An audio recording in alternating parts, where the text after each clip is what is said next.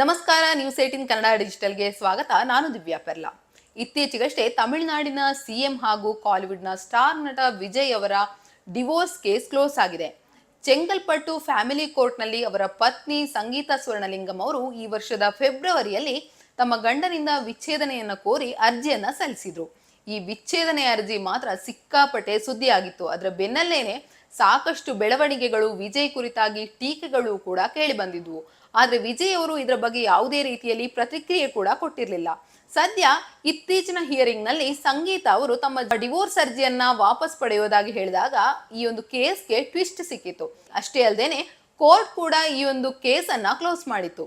ಹೀಗಿರುವಾಗಲೇ ಈ ಎಲ್ಲ ಬೆಳವಣಿಗೆಗಳ ನಂತರ ನಟಿ ತ್ರಿಷಾ ಅವರು ಇನ್ಸ್ಟಾಗ್ರಾಮ್ ನಲ್ಲಿ ಒಂದು ಸ್ಟೋರಿಯನ್ನ ಹಾಕಿದ್ದಾರೆ. ಆ ಸ್ಟೋರಿಯನ್ನ ನೋಡಿ ಈ ಮಾತನ್ನ ತ್ರಿಷಾ ಅವರು ಸಂಗೀತಾ ಅವರಿಗೆ ಅಂತಾನೆ ಬರ್ಕೊಂಡಿದ್ದಾರೆ, ಸಂಗೀತಾ ಅವರಿಗೋಸ್ಕರನೇ ಹಾಕೊಂಡಿದ್ದಾರೆ ಅಂತ ಜನ ಮಾತನಾಡ್ತಾ ಇದ್ದಾರೆ. ಹಾಗಿದ್ರೆ ತ್ರಿಷಾ ಅವರು ಹಾಕಿರುವಂತಹ ಇನ್ಸ್ಟಾಗ್ರಾಮ್ ಸ್ಟೋರಿಯಲ್ಲಿ ಏನಿದೆ ಅಂತ ಹೇಳಿ ನೋಡೋದಾದ್ರೆ ಅದೇನು ಅಂತ ಹೇಳಿ ಈ ವಿಡಿಯೋದಲ್ಲಿ ಹೇಳ್ತೀನಿ.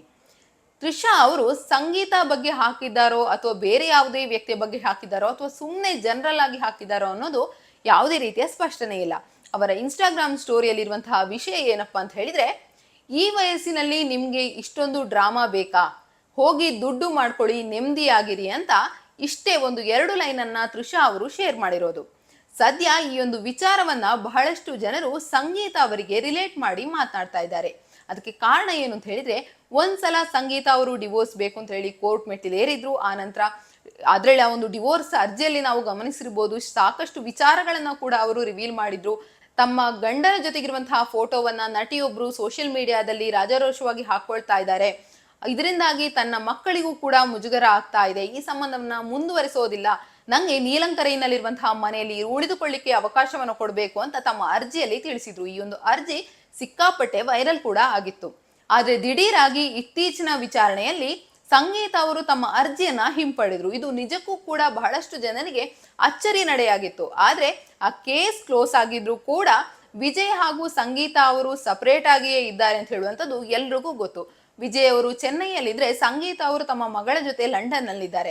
ಹೀಗಿರುವಾಗ ತ್ರಿಷಾ ಅವರು ಈ ಎಲ್ಲ ಒಂದು ಡಿವೋರ್ಸ್ ಪ್ರಕರಣವನ್ನ ಕಂಪ್ಲೀಟ್ ಆಗಿ ಡ್ರಾಮಾ ಅಂತ ಹೋಲಿಕೆ ಮಾಡಿ ಸಂಗೀತಾ ಅವರಿಗೆ ಟಾಂಗ್ ಕೊಟ್ರ ಅಂತ ಬಹಳಷ್ಟು ಜನ ಮಾತನಾಡ್ತಿದ್ದಾರೆ.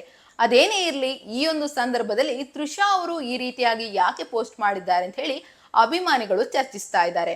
ಇನ್ನು ವಿಜಯ್ ಹಾಗೂ ಸಂಗೀತಾ ಅವರ ವೈವಾಹಿಕ ಜೀವನದ ಬಗ್ಗೆ ನೋಡೋದಾದ್ರೆ, ಇವರು 1999ರಲ್ಲಿ ಪ್ರೀತಿಸಿ ಮದುವೆ ಆಗಿದ್ದು ಅಂತ ಹೇಳೋದಕ್ಕಿಂತ ಕೂಡ ಅವರು ಒಳ್ಳೆಯ ಸ್ನೇಹಿತರಾಗಿದ್ರು. ಆನಂತರ ಮನೆಯವರು ನೀವು ಮದುವೆ ಆಗ್ಬೋದಲ್ಲ ಅಂತ ಹೇಳುವಂತಹ ಸಜೆಷನ್ ಅನ್ನ ಕೊಟ್ಟಾಗ ಅದನ್ನ ಸ್ವೀಕರಿಸಿ ಮದುವೆ ಆಗಿದ್ರು.